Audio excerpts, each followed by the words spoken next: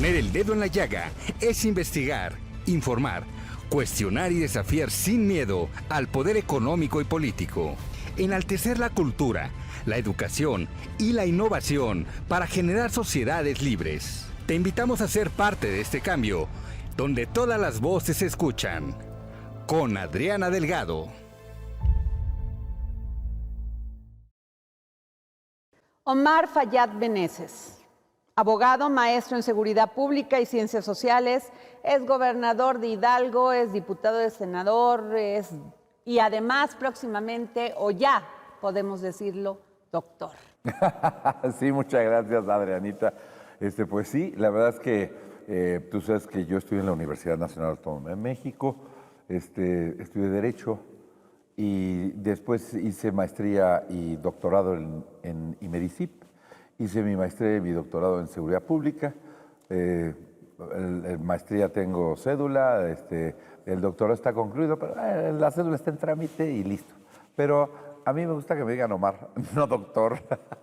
O doctor, pero cuando se refieren a las habilidades para atender problemas médicos o para discutir problemas de pandemia. Bueno, ahí sí me gustaba que me dijeran doctor. De hecho, tenías una disyuntiva cuando eras joven. Querías ser o abogado o doctor sí. médico. Sí, fíjate.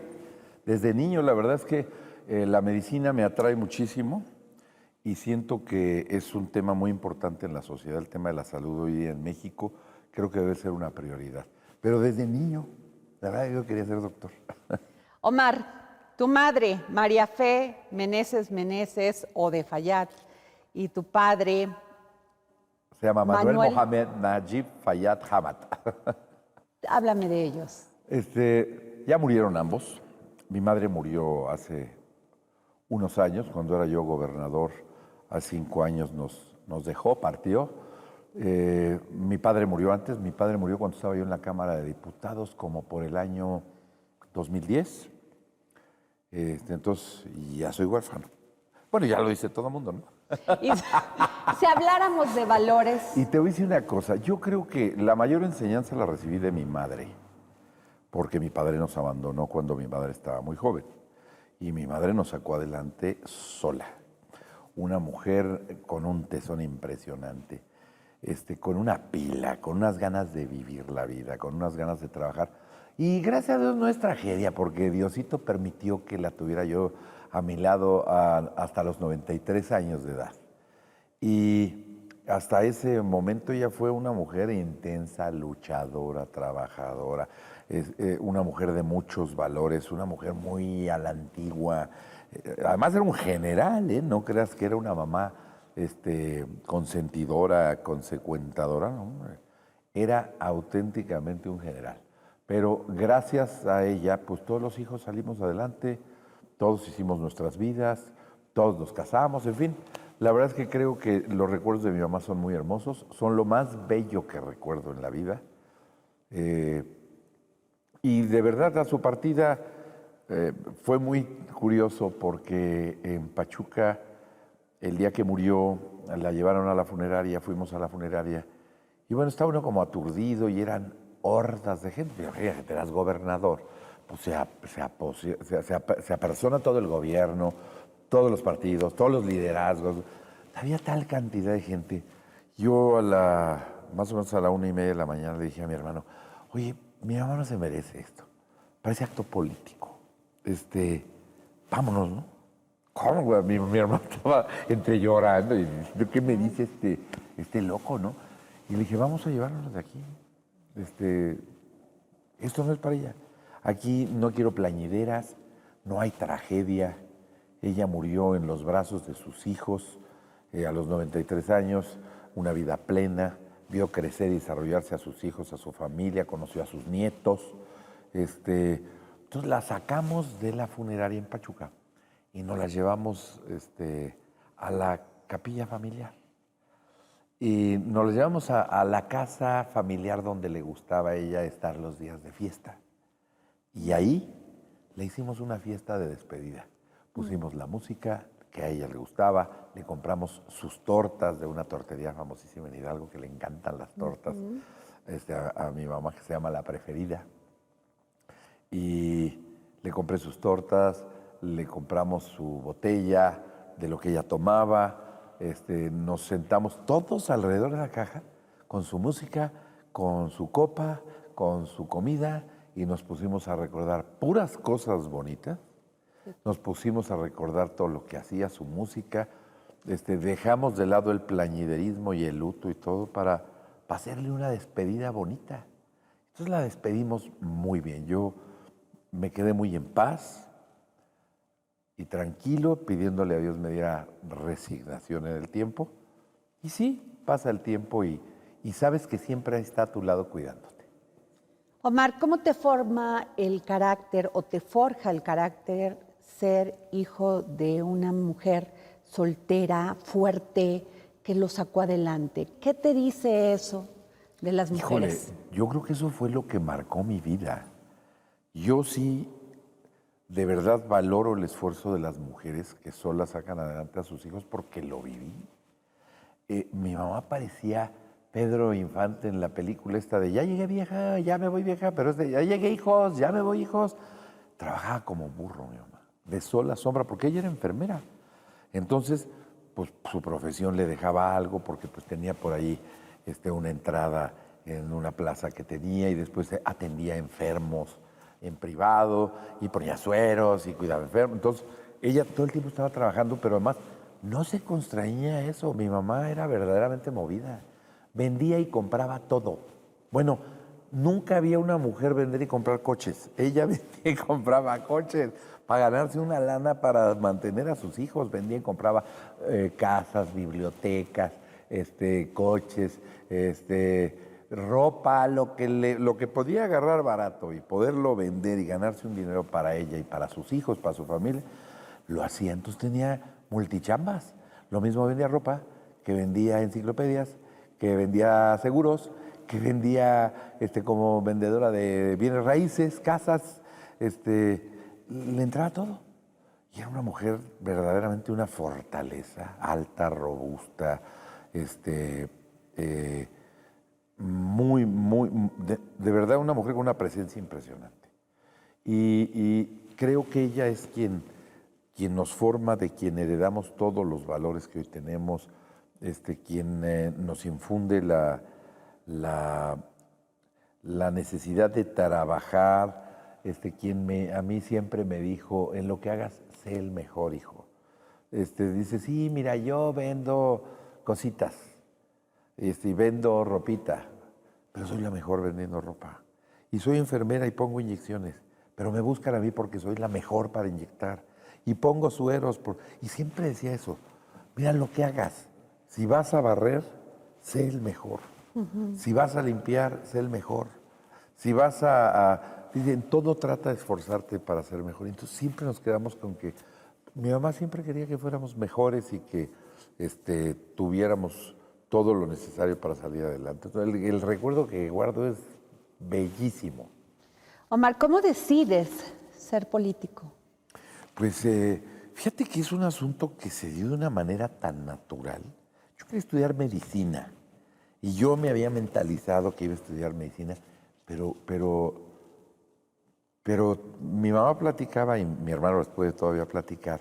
Dicen que estaba yo chiquito y que estaba yo viendo el desfile militar y que yo daban el toque de firmes y me paraba. Daban el toque de saludo y en la tele saludaba. Dice que me pondría después yo hasta los banderines que nos compraban para el festejo. Mi hermano dice, y mi mamá decían, no, no va a ser doctor. Y tenían toda la razón. ¿Cuándo cambio de opinión? Me gusta la medicina, mucho. Yo siento que los doctores aportan mucho al país, aportan mucho al planeta, ¿no? Siento que una sociedad sana es una sociedad que se desarrolla más fácil, es una sociedad en donde se vive mejor, es una sociedad en donde se trabaja mejor. Entonces creo que la salud es un tema fundamental, para mí lo ha sido toda la vida. De hecho, yo te puedo decir que la popularidad que adquirí como político en Hidalgo la adquirí en brigadas médicas. Hacía yo brigadas médicas y las atiendo yo personalmente. O sea, yo veo que vayan los médicos, que estén los equipos, que estén las unidades médicas. Y eso me hizo recorrer el estado completo muchas veces. El día que me presenté a competir para gobernador, ya en la última, pues iba yo a 30 puntos abajo de mi más cercano seguidor. ¿Por qué? Pues porque estaba yo en todas las comunidades, con mis brigadas, haciendo mi labor. Cambio de opinión, porque cuando entro a la adolescencia, me invitan a un viaje a los Estados Unidos y la primera traba, no puedo ir, porque como no tengo papá, como mi papá abandonó a mi mamá y se regresó a su país, mi papá era libanés. Y entonces cuando abandona mi papá a mi mamá, pues en esa época se vivía una discriminación con los que éramos hijos de madres solteras terrible. Yo la viví. No podía yo sacar el pasaporte si no firmaba mi papá. ¿Y cómo iba a firmar mi papá si vivía en Líbano? Claro. Es un drama el que vivían. Las cosas han cambiado muchísimo, ¿Te afortunadamente. faltó tu papá? Sí, sin duda, sin duda. Cómo me hubiera gustado tener un padre. Pero mira, mi mamá fue mamá y papá y cubrió las dos expectativas sin mayor problema. En el fondo, siempre hace falta un padre.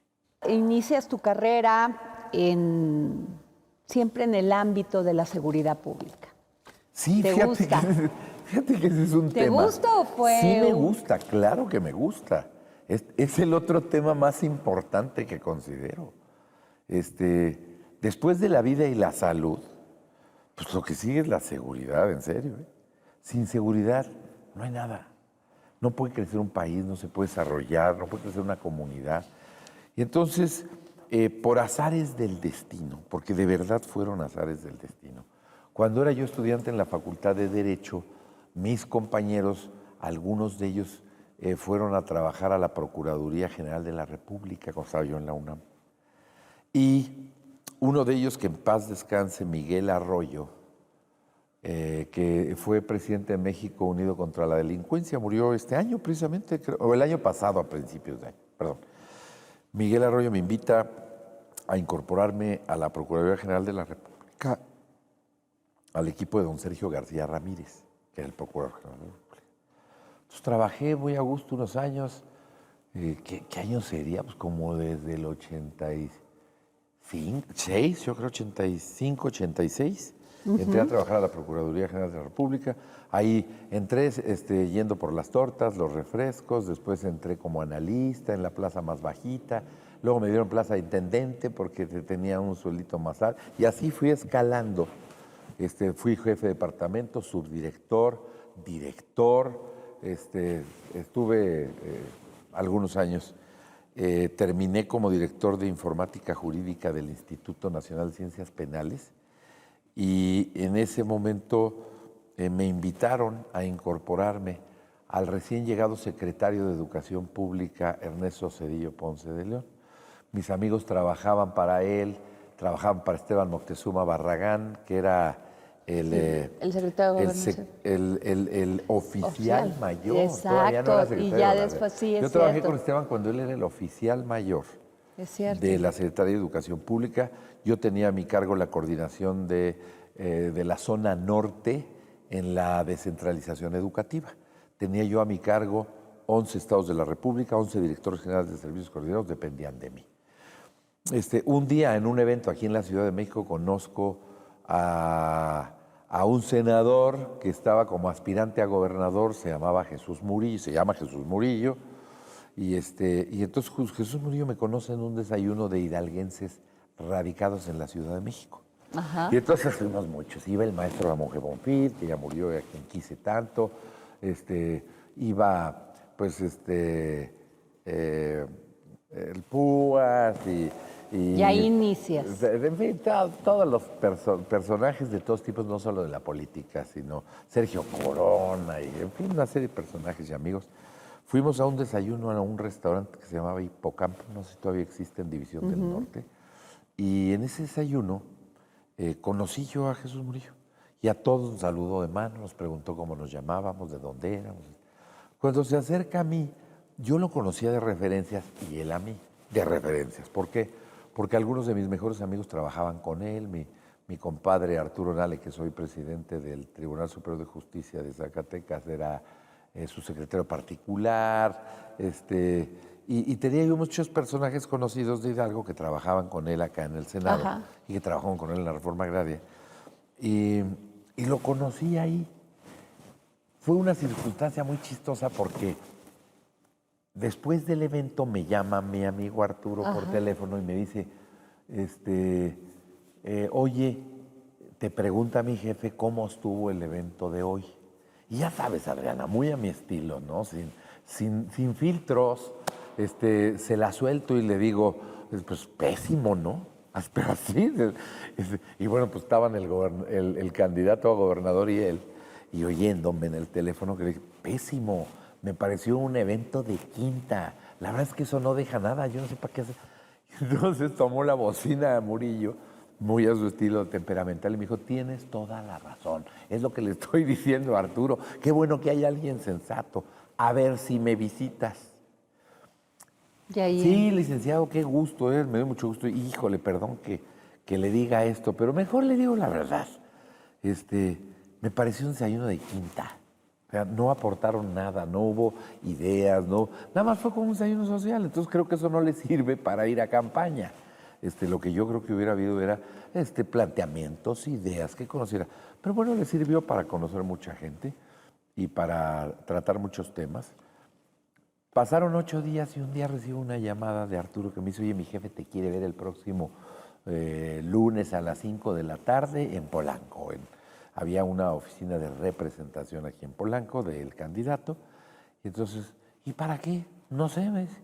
Entonces voy y él me dice, oye, me gustaría que revisaras unas cosas.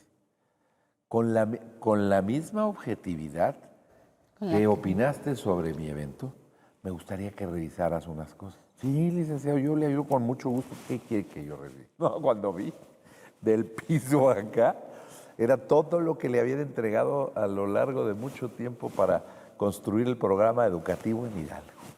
Pues agarré todas esas carpetas con un amigo mío que trabajaba, era mi subdirector, Federico se llamaba, y nos vamos, Federico y yo, nos encerramos en la casa un fin de semana a ver todo lo que le entregaron, y entonces me agarro un papel y empiezo a diseñarle lo que yo consideraba que le iba a ser útil. Y entonces agarré 2 hojas tamaño carta, las pegué y ahí me cupo todo lo que le puse, ¿no? Le puse muchas cosas. Cerré el papel, lo doblé, cabía en mi bolsa, me llama por teléfono, me dice que si ya le tengo el resultado, que si lo voy a ver a Pachuca. No es cierto, todavía lo vine a ver a Polanco. Yo trabajaba en la CEP, con César Moctezuma. Llego, saco mi papelito y me dice, ¿y las carpetas? Le dije, no le sirven, no las va a cargar o sí las va a cargar. Pero bueno, es que ahí está la información. A ver, aquí está todo. Se me quedó viendo como diciendo, de veras ya le patina. Agarró, lo vio, se sorprendió y dijo, esto era lo que estaba yo buscando. Le hice una síntesis muy apretada del sistema educativo hidalguense, que era muy grave, porque cuando yo fui secretario de Educación de Hidalgo, cuando él llega de gobernador, el analfabetismo era el 25% de la población. Nosotros la bajamos al 4%. En el programa de alfabetización más exitoso de la historia de México, de tal suerte que Naciones Unidas premió a mi programa de alfabetización con el Premio Mundial de la Alfabetización, que implica un reconocimiento y dinero, que se le fue entregado al Congreso de Hidalgo gracias a este programa. Y también vio que le hice un análisis clarísimo. Le dije, mire, de cada 100 niños que se le inscriben al preescolar, solo 7 niños pues pasan a la primaria, y de cada 7 niños que se inscriben a la primaria, solo 4 pasan a secundaria, y de 4. Total, resultó que le encantó el análisis, y además fue un análisis que se llevó las 8 columnas estatales, porque lo que revelaba el análisis era catastrófico. De cada 100 estudiantes que se inscribían a la primaria, 2 terminaban una carrera profesional. Y ese era el reto. Entonces le encantó cómo le hice todo el planteamiento y cuál era. Y dijo, esto era lo que yo necesitaba, porque voy a un discurso y no sé qué decir, y aquí está todo. Entonces le puse muy resumido qué era la descentralización, cómo le impactaba en Hidalgo, cómo estaba su sistema educativo. Y le encantó. Y entonces me dijo, estando sentados platicando, me dice, oye, ¿te regresarías a Hidalgo? Y yo de broma, no, pues como dijo la yucateca, licenciado. ¿Cómo dijo? Depende, ¿no? Depende. Bueno, con el ja o el o, le digo, depende. ¿Para qué quiere que me regrese? Estoy muy bien en la SEP, tengo un cargo que equivale a una dirección general, más de una dirección general, porque aunque mi sueldo era director general, yo coordinaba a 11 directores generales, directores generales de servicios coordinados de educación pública en los estados. Y entonces me dice, pues es que a mí me gustaría que me ayudaras. No, bueno, pues yo ahorita lo ayudo. Y me puse a ayudarlo. Hasta que terminó la campaña, ganó la elección y llegó el momento y un día me dijo, pues ahora sí, ¿te regresas a Hidalgo? Y le dije, pues ¿a qué? Me dijo, a educación. Y entonces le dije, por cierto, ya leyó el análisis que le hice de su sector educativo. Usted no tiene sector educativo. El sector educativo es federalizado todo. Su sector educativo es muy chiquito. Entonces, pues ¿a qué me invita? Porque no tiene Secretaría de Educación Hidalgo. Y me dice, ¿a que la hagas? Y entonces me invita y entro como director general de el Instituto Hidalguense. Se crea el Instituto Hidalguense de Educación Básica y Normal para recibir los recursos transferidos de la Federación a Educación, humanos, materiales y financieros, y entonces me nombra director general del Instituto Hidalguense de Educación Básica y Normal. Y comienzo a trabajar, al poco tiempo me pide un planteamiento. ¿Qué edad tenías? 26. Muy joven. Sí. Inicias tu carrera política ascendente, porque esa es la realidad, hasta llegar a ser gobernador del estado de Hidalgo. Me faltó decirte una parte muy interesante, porque siendo director del Instituto de Educación Básica, yo tenía un compañero y un amigo muy querido que se llamaba Arturo Herrera. Arturo Herrera Cabañas. Arturo Herrera era director general del Instituto Hidalguense de Desarrollo Cultural e Investigaciones Sociales, un gran hombre, un gran ser humano, un coleccionista de cactáceas increíble, un escalador y alpinista, pero sobre todo un hombre muy comprometido con la sociedad, con ideas muy, muy firmes, muy serias, de izquierda obviamente, tipazo, a quien yo quise y aprecié muchísimo. Y bueno, curiosamente, para que ubiques quién es, el papá del ex secretario de Hacienda. De Arturo Herrera Mejía. Exacto. Su papá y su mamá han sido personas muy queridas para mí. Muy queridas. Pero pues su papá falleció en un accidente aéreo en donde yo iba a ir a acompañarlo. O sea, una mañana de sábado nos íbamos Arturo Herrera y yo a Huejutla en un avión del gobierno, en una avioneta del gobierno del estado. Por alguna razón que sé perfectamente, yo no pude ir. Él fue y el avión se estrelló al aterrizar y murió, lamentablemente. En ese momento el gobernador me dice, oye, ya vamos a hacer lo que habíamos quedado. Ya no voy a nombrar director, te voy a nombrar a ti también director general del Instituto de Desarrollo Cultural e Investigaciones Sociales, a la muerte de Arturo Herrera. Entonces agarré las dos carteras y después hice una locura. Hice un ejercicio administrativo muy interesante para agrupar organismos públicos descentralizados y desconcentrados y ubicamos no en una secretaría del sector central, el sector educativo en Hidalgo, sino en una coordinación de organismos públicos descentralizados y desconcentrados con patrimonio propio, personalidad jurídica propia, y entonces se llamaba Sistema de Educación Pública de Hidalgo, con un presidente que era el gobernador y con un secretario que era su servidor. Entonces me convertí en el primer secretario de Educación Hidalgo, pero además en el primero en la historia en México que no está en el sector centralizado.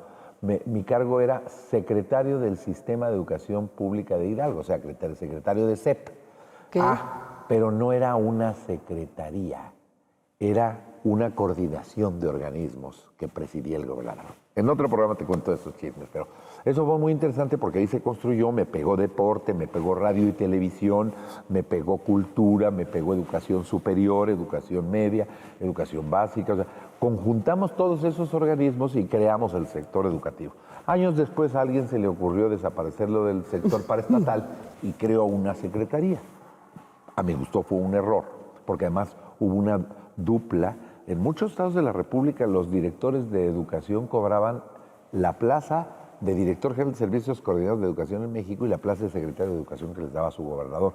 Okay. Lo cual a mí se me hace ilegal, se me hace inapropiado, pero así era. Okay. Y bueno, ahí arranca la cosa. Quise cerrar esta etapa porque a los 3 años, yo estuve muy contento en la CEP, es una de las cosas que más satisfacción me han dado en la vida, pero a los 3 años había una crisis de seguridad en el Estado, habían renunciado 4 procuradores de justicia, y entonces me invitaron a que compitiera yo en un ejercicio único en Hidalgo. Por primera vez se elegiría un procurador por el Congreso. Y entonces el gobernador manda ternas y el Congreso escoge. Okay. Y me presenté a ese procedimiento de selección y resulté electo Procurador General de Justicia de Estado de Hidalgo, cargo en el que estuve 3 años. A los 3 años, en un escándalo político, ¿te acuerdas cuando iba a ser la sucesión de Murillo y que Guadarrama quería ser gobernador?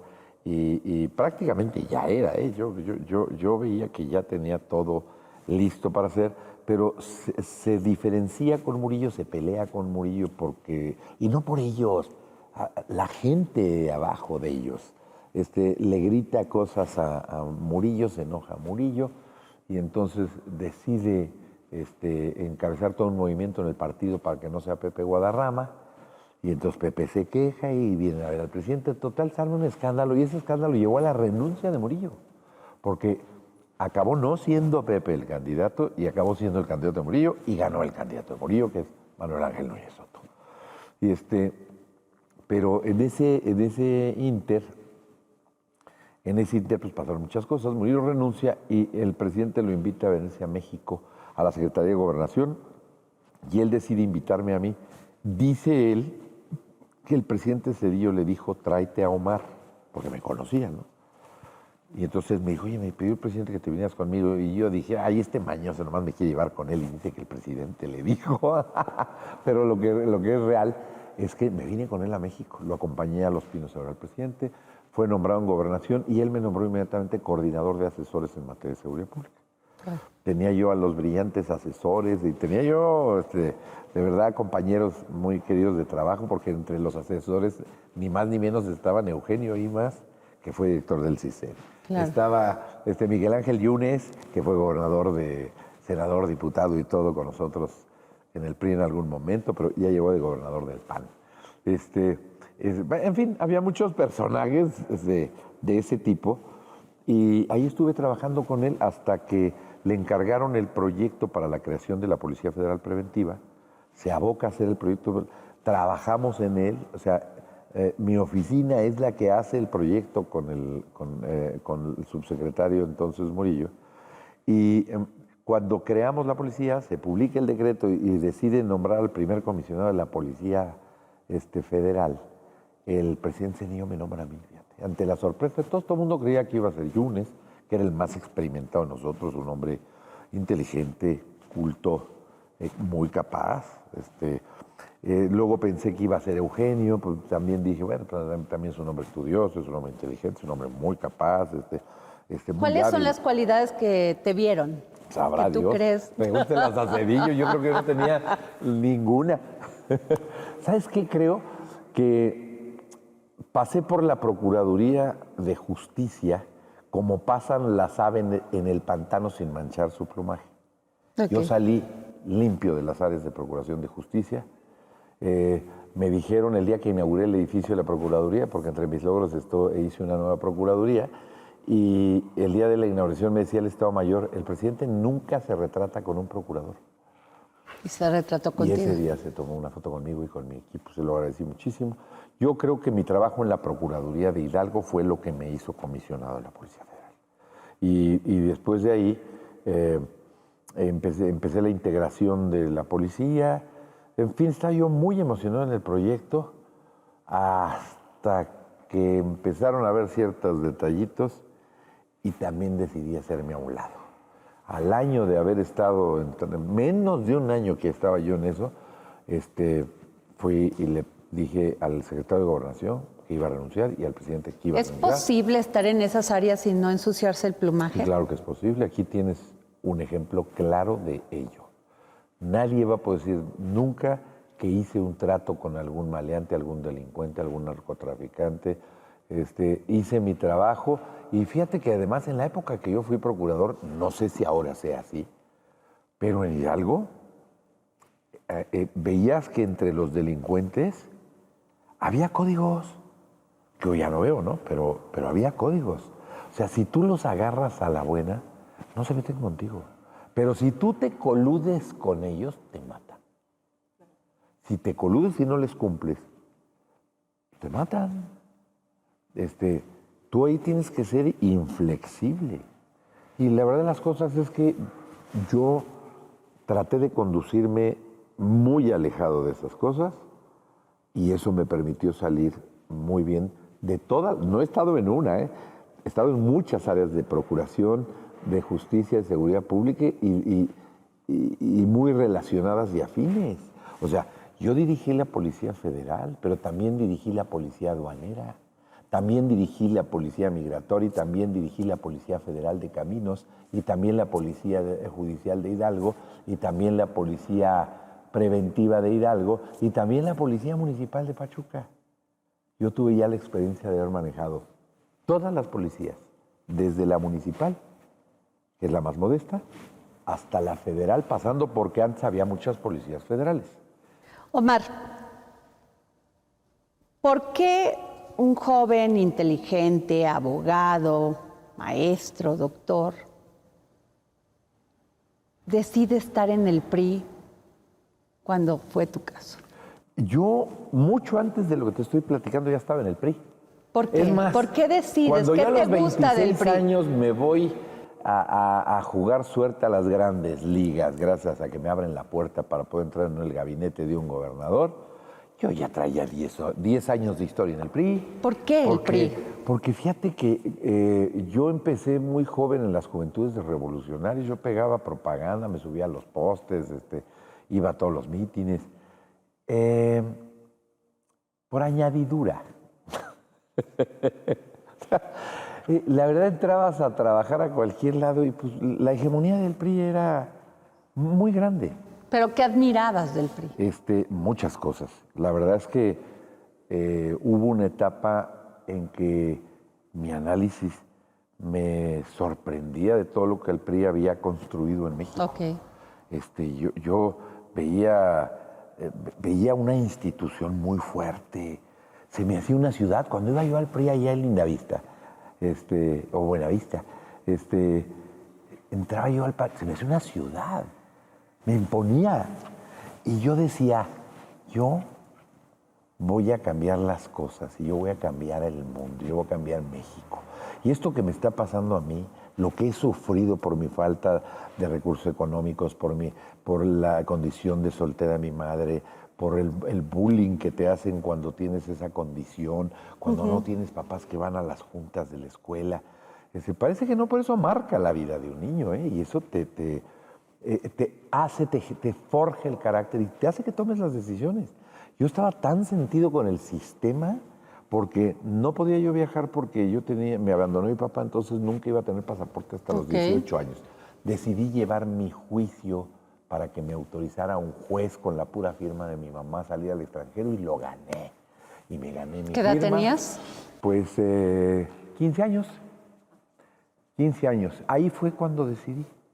Hasta ese entonces iba para la medicina y cuando empecé a sufrir las injusticias de la condición de mi madre y de la condición propia, dije, llevando el juicio de la autorización de mi firma para que se supliera la firma de un padre que no vivía en México, fue como dije, voy a estudiar Derecho. Y así como logré ganar esto, yo voy a estudiar Derecho, o sea, porque esa va a ser otra forma. ¿Estás de acuerdo con la 3 de 3, los deudores alimentarios? Sí, claro. Sí, claro. Sí, a mí me parece que lo peor que puede ocurrir es abandonar un hijo, ¿no? Ok. No creo que haya peor sentimiento, ¿no? Digo, yo no abandonaría a mis hijos, no, por nada del mundo. Y bueno, tampoco juzgo, ¿no? Pasé momentos muy duros. En alguna vez fui al Líbano a saludar a mi papá ya hecho, ya grande, ya exitoso. Y entonces fui para reencontrarme con el pasado, para sanar mi espíritu y mi alma, para perdonarlo y perdonarme. Y lo hice. Y lo hice y funcionó muchos años. Y cuando nacieron mis hijos lo desperdoné. Porque los veía yo tan frágiles, tan chiquititos, que decía, ¿cómo me pudo haber abandonado así, no?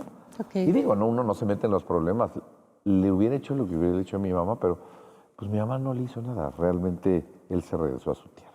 ¿El PRI te abandonó o tú abandonaste al PRI? Pues mira, el PRI como institución ha sufrido muchos cambios y transformaciones. Y desgraciadamente las últimas para mal. Yo tengo más de 40 años, casi 45 años de militancia en el PRI. Fui todo. Consejero político estatal, municipal, federal, delegado de comunidad, delegado de municipio, delegado de un estado, delegado de la región de la península de Yucatán. Todo lo que te puedes imaginar. Y por el PRI, y gracias al PRI tuve todas las candidaturas para competir por tierra. Nunca fui beneficiado con una candidatura plurinominal. Y competí en el 2000 para diputado y gané en la Ola Fox, cuando en mi distrito perdieron todos. En mi distrito el candidato presidencial perdió y los candidatos a senadores perdieron, nada más gané. Y en la cabecera era el PAN, solo gané yo. Después competí para diputado federal por Huejutla, por el distrito indígena número 1 de Hidalgo, y todo el mundo decía que me habían mandado a perder, cosa que no era cierta, ¿no? Pero el run era, ¿para qué lo mandan a la zona indígena, no? Lo mandaron a perder para que no sea gobernador, decían. Yo nunca me creí ese cuento y yo puse a trabajar como loco y mi elección fue la mejor elección calificada por el Instituto Electoral en Hidalgo, por la participación, por el número de votos, por la diferencia que le saqué al siguiente lugar. Me fue extraordinariamente bien. Y mira, cuando tienes ganas, pasión y sé de hacer las cosas, se hacen. Me tuve que poner a estudiar náhuatl. Entonces, parte de mi discurso era en náhuatl, porque yo decía, si de veras es cierto que dicen que me mandaron a perder, yo voy a mostrar que se equivocan, que no me deben de mandar, que me mandan porque tengo con qué sacarlo adelante. Me puse a recorrer a pata toda la Huasteca hidalguense y me puse iba yo en el coche estudiando náhuatl. Y entonces ya pedía yo el voto en náhuatl y les decía a los indígenas, era un aplauso, y me decían, ¿qué les da a los indígenas que los hace reír tanto? Un poco comunicación, hablar en su misma lengua y tratar de hacer una broma en su lengua que entiendan y tratar de decirles algo en su lengua y al final decirles, pedirles el apoyo para que voten por ti. Y entonces era muy impresionante pues verme así, ¿no? A ras de tierra, a pata, arriba de un tambo, hablándole a los indígenas en una comunidad muy pobre, pero invitándolos a votar en su idioma, pues fue un boom, ¿no? Decía, Chicalnamiquica, ni Pamacuili, Tonali, Julio Mesli, Xitlaxhuaxanica, Campa Pri, Campa Omar Fayad, ¿no? ¿Qué significa? Se rieron todos. Pues sí, pues es náhuatl. Significa, ¿no? Recuerda, este próximo 5 de julio hay que salir a votar, por y hay Omar que Fayad. votar. En el PRI, les enseñaba yo a votar con los colores, ¿no? Xitlaxhuaxanica, que quiere decir tacha o cruza, y le decía Xixuic, Xipagua, Huanchichiltic, Xitlaxhuaxanica, Campa Omar, Campa Pri, ¿no? Entonces le decía yo, verde, blanco y rojo, ¿eh? Ahí pones la cruz y ahí vas. Entonces era, la verdad, muy divertido, me fue muy bien. Después me hicieron presidente del PRI en el Estado. Después fui postulado para senador de la República. Me acuerdo todavía de ese discurso contra lo que era el huachicoleo. No, pero además tú te acuerdas que Xóchitl Gálvez compitió primero contra Paco Olvera, que quedamos a 3 puntos, que fue una elección muy dura, muy apretada, pero que finalmente Olvera lo sacó adelante, ¿no? Y en la siguiente volví a competir y yo también competí contra Xóchitl Gálvez, que pues, decían, no, es que si en la otra quedó a 3, ahorita sí ya va a ser... Y fíjate que no, en esa elección me fue tan bien y a la pobre Xóchitl le fue tan mal que ni siquiera entró como segunda minoría. Ganó el PRD, Isidro Pedraza, que en paz descanse, ya murió. Entonces, gané el Senado y siendo senador, pues empieza la campaña rumbo a la gobernatura. Y entonces, pues yo siempre fui un legislador muy activo, de los más productivos. Ustedes pueden ver mi file como legislador. Yo producía muchas iniciativas de temas muy importantes. La reforma a la Constitución, donde por primera vez se alberga el término de seguridad nacional, es una iniciativa mía. La iniciativa constitucional donde se le otorgan facultades al gobierno en materia de inteligencia, porque antes le daba a todo el mundo miedo hablar de inteligencia. Así es. Había que definir qué era, no es espionaje, no es espiarte, no es colgarte el teléfono, eso no se llama inteligencia. Inteligencia en ese campo significaba el acopio de la mayor información y el análisis de la misma para la mejor toma de decisiones. Para prevenir el delito. Y para prevenir, exacto, o los riesgos contra la nación. Ok. Les daba miedo hablar de eso. Bueno, acuñamos los términos, reformamos la Constitución, propuse muchas leyes, muchas. Entre otras, una que fue famosísima y con la que me golpearon durísimamente. Y hoy todos la traen en boga, pero nadie quiere hablar de ello porque vieron la tunda que... Yo creo que nadie ha sido más buleado que Omar Fayad en el Senado cuando presenté una iniciativa de reformas que se denominaba Ley Federal para prevenir y sancionar los delitos en materia de informática. Y entonces me acusaron de que yo quería controlar el Internet y que no es cierto. Y luego vino la Ley Olimpia y ¿Sí? todas estas. No que no. Pero mira, a mí me pegaron durísimo. Yo solo tenía un planteamiento filosófico de fondo al plantear esa ley. Si en el mundo nadie de nosotros puede ser anónimo, tú, Adriana, no puedes ser anónimo. Tú tienes que tener un acta de nacimiento, una cartilla de vacunación, un registro de electores, un registro de contribuyentes. O sea, no hay forma que seas anónima en el planeta. Los que están aquí tampoco. Estos muchachos seguramente hasta cartilla del Servicio Militar Nacional les pidieron. Entonces, nadie somos anónimos. Pero en la red, todo el que quiere es anónimo. Así es. Y eso tiene cosas muy buenas para el periodismo, tiene cosas muy buenas para la comunicación, tiene cosas maravillosas, pero tiene cosas muy malas. ¿Por qué? Facilita la delincuencia. Ahí está hoy la droga, ahí se vende hoy la prostitución, ahí se venden hoy armas, ahí se hacen cosas terribles, pornografía infantil. Todo eso está en Internet.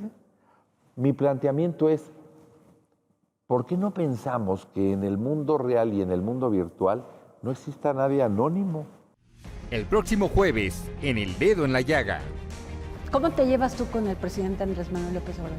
Muy bien, extraordinariamente bien, trabajamos maravillosamente juntos. Eso es lo que importa, darle resultados a la gente, hombre. ¿Y con el actual gobernador? Muy bien, muy bien. ¿Por qué tenemos esta falsa idea de que se tiene que violar la ley, que se tiene que hacer eso ya la no cabe. Democracia toda oscura, todo Eso oscura? ya no cabe, tenemos que ir a muchas reformas en este país. Eso ya no cabe. ¿Qué les dices a los jóvenes? Y hago esta pregunta en función de esta agrupación política que se va a formar en Hidalgo. ¿Qué les dices a los jóvenes de Hidalgo que están tan confundidos en estos momentos precisamente por estos movimientos políticos y que además tú has creído en ellos? Eres una persona que ha apostado por la ciencia y la tecnología en Hidalgo. ¿Qué les dices a los jóvenes, a las nuevas generaciones? Mira, a las olvídate nuevas a los de allá, ya los que pasaron. No, ya, a las nuevas generaciones, hay que decirles que se tienen que preparar mucho porque está muy competido el mundo hoy día. Que gracias a Dios tenemos un sistema educativo gratuito que es muy bueno. Y que puede brindarles muchas oportunidades. Que se preparen porque la lucha va a ser difícil.